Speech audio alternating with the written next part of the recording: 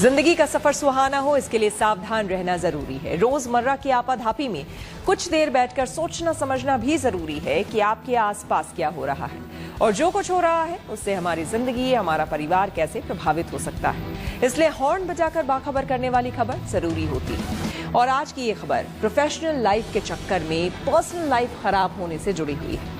जिंदगी की आपाधापी और जद्दोजहद में रिश्तों में खटास आती जा रही है। इसलिए जरूरी है कि प्रोफेशनल लाइफ और पर्सनल लाइफ के बीच एक बैलेंस होना चाहिए।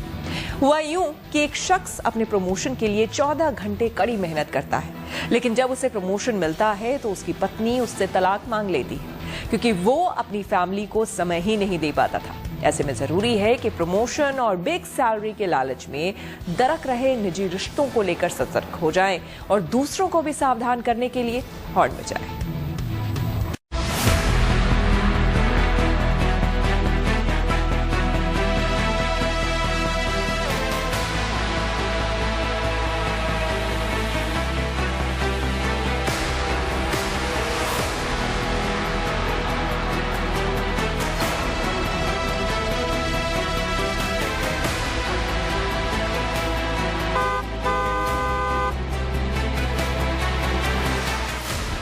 जिंदगी में हर कोई खुश रहना चाहता है। इसके लिए बेहद जरूरी है कि आप प्रोफेशनल और पर्सनल लाइफ में बैलेंस बनाकर चलें।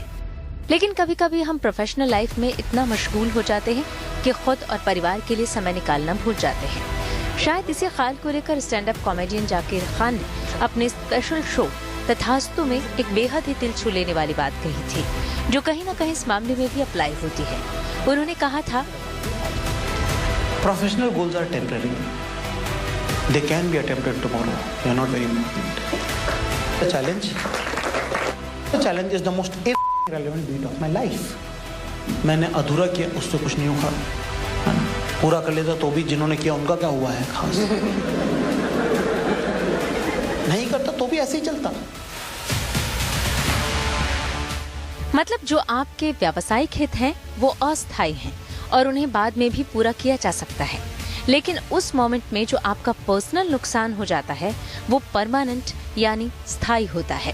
सोशल मीडिया पर अक्सर लोग अपनी लाइफ से जुड़ी हैरान करने वाले किस्से और कहानियां शेयर करते हैं। हाल ही में दुनिया की नामी गिरामी टेक और ई कॉमर्स कंपनी में काम करने वाले कर्मचारी ने अपनी कहानी साझा की है। सोशल मीडिया प्लेटफॉर्म एक्स पर वायरल ये स्टोरी भी कुछ ऐसी ही है, जिसमें यूजर बताता है कि कैसे 7 करोड़ पैकेज वाला प्रमोशन पाने के लिए वो दिन रात मेहनत करके 14 घंटे काम करता रहा, लेकिन उसका अंजाम इतना बुरा होगा जिसका उसे अंदाजा भी नहीं था, क्योंकि अब पत्नी उससे तलाक चाहती है।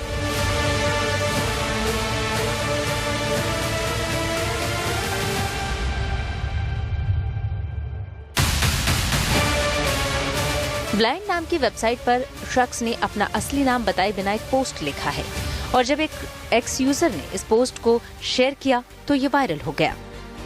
डेनियल वास्लो नाम के एक यूजर ने एक तस्वीर पोस्ट करते हुए एक्स पर लिखा, टोटल कंपाउंड लगभग 7.8 करोड़, लेकिन किस कीमत पर? मैं इस चूहे की दौड़ से बाहर निकला जब मैंने अपने चारों ओर देखा और महसूस किया कि सभी विनर्स दुखी थे। 3 साल पहले ई कॉमर्स कंपनी ज्वाइन की थी। वो हमेशा चाहता था कि उसका प्रमोशन हो। इस चक्कर में उसने अपनी नौकरी पर इतना ध्यान दिया कि पत्नी पर ध्यान ही नहीं दिया। और जब उसकी बेटी पैदा हुई तब वो पूरे दिन मीटिंग में बिजी था। जब उसकी बीवी पोस्टपार्टम डिप्रेशन से जूझ रही थी तब भी वो काम में व्यस्त रहता था और उसके साथ थेरेपी के लिए भी नहीं जा पाता था। इस वजह से उसने तलाक की मांग कर दी। अब इस शख्स का भी प्रमोशन हो चुका है। वो सीनियर मैनेजर बन गया है और उसकी सैलरी सालाना 7 करोड़ रुपए से ज्यादा हो गई है, लेकिन अब वो बिल्कुल भी खुश नहीं है, क्योंकि उसे पद और पैसा तो मिल गया, लेकिन बसा बसाया घर उजड़ गया। लिहाजा उसे अब नहीं समझ आ रहा है कि वो जिंदगी को कैसे ट्रैक पर लाए। आज का जमाना का चीज देखता है। आज काफी सारे ऑर्गेनाइजेशन में हाइब्रिड मॉड्यूल इनकॉर्पोरेटेड हुआ है। At the same time 5 days working module incorporated हुआ है। इनका मतलब यही है, हम लोग जो न्यू नॉर्मल होता है वो वाला चीज को अडेप्ट कर रहा है काफी सारे ऑर्गेनाइजेशन। और मेरा पूरा उम्मीद है दिन जितना आगे बढ़ेगा काफी सारे और भी ऑर्गेनाइजेशन ऐसा वाला न्यू नॉर्मल को अडेप्ट भी करेंगे। सोशल मीडिया एक्स पर बहुत से लोगों ने इस पोस्ट पर टिप्पणी की है। एक यूजर ने लिखा, कई लोग सिर्फ सफलता पाने में लगे रहते हैं, पर वो सफलता के सही मायने नहीं समझ पाते। वहीं दूसरे यूजर ने लिखा, ये शख्स झूठ भी बोल सकता है, लेकिन ये पढ़कर दुख हो रहा है। अगर शख्स को लग रहा है कि वो जीत कर भी हार गया तो उसे ज्यादा सोचने की जरूरत है। महीने भर पहले इंफोसिस के को फाउंडर नारायण मूर्ति ने युवाओं को हफ्ते में 70 घंटे काम करने की सलाह दी थी।